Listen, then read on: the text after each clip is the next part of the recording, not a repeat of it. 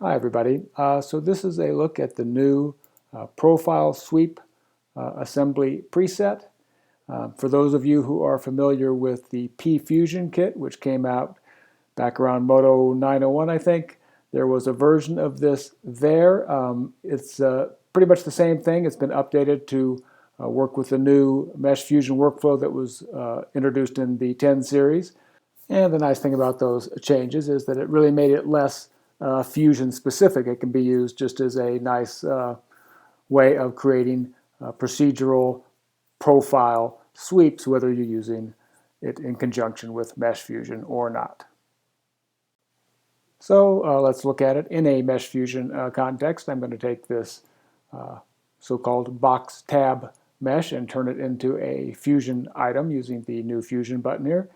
And then we're just going to go ahead and subtract a hole using this default configuration of the profile sweep assembly. And because of the new workflow, it's very easily done. You used to have to wire this up in the schematic, but now you can just drag and drop the swept geometry onto the MeshFusion source mesh and select the type of fusion you would like to perform. In this case, I'm selecting Fusion Apply Subtraction, which means we will be subtracting our swept cylinder from that box tab. And there we have it. And at any time, we can easily change that profile by going to the preset browser. And here I have some B-spline presets that were created as part of the P-Fusion kit. I'm selecting one of those in the preset browser and then clicking on the lower half of this little polygonal widget here and then selecting Import Preset Profile. Now I've noticed there is a little glitch here in that the Fusion item doesn't always update. The first time you do this, subsequent imports should trigger it automatically, or you can do what I've done here and just move the profile sweep path a bit to trigger the update. And remember that just as before with the earlier versions of this sweep assembly, the path is how you control the location and orientation of the sweep. Of course, you can also make it a non-linear path if so desired. And as you can see here, all subsequent profile imports do update the Fusion item automatically. The assembly also supports the use of a mesh for the profile as opposed to the spline-based profiles that we were getting from the preset browser there. So here I have a mesh in the scene, and I am going to simply drag and drop that mesh onto the profile portion of the profile sweep preset.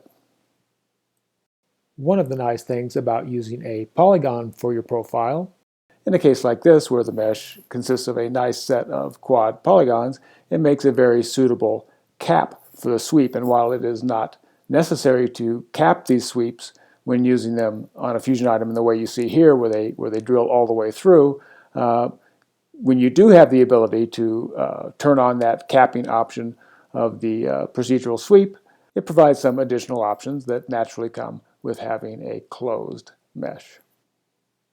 As mentioned at the beginning of the video, nothing about this is Fusion specific. Here's the same sweep, just never attached to a Fusion item. So it's just a regular procedural mesh. And all the same options of using polygons or curves for your profile are still there. And one good thing to note though is that when used with MeshFusion, these sweeps are always interpreted as Catmull-Clark surfaces, and that's why we have this cage option turned on in the procedural sweep. If you are using splines and you're not attaching it to MeshFusion, you might want to turn that option off so that you get an interpolated spline extruded along your sweep path, like we see here. So, rule of thumb, if your intent is to use your sweep as a MeshFusion source mesh, you want curve cage on, because really what you're doing is creating a cage that MeshFusion will convert into a Catmull-Clark surface. And if you're just creating a polygonal mesh that you're not planning on using as a MeshFusion source mesh, you probably want curve cage off, especially if your profile is a spline.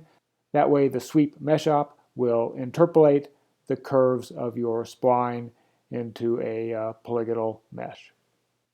All right, that's it for this one. See you next time.